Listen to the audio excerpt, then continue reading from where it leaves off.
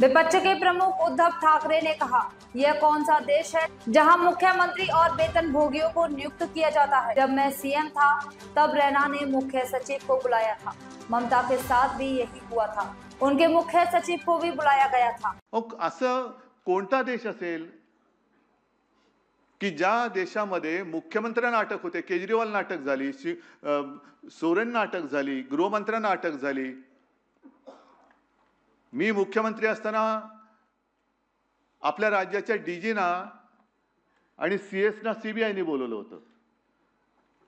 मग ज्यांच्या शेंड्या जर केंद्राच्या हातात असतील अशी माणसं राज्यातल्या सरकारला जर विरोधी पक्षाचं असेल तर त्यांचं काम कसं करू शकतील। ममता दीदीने सुद्धा तो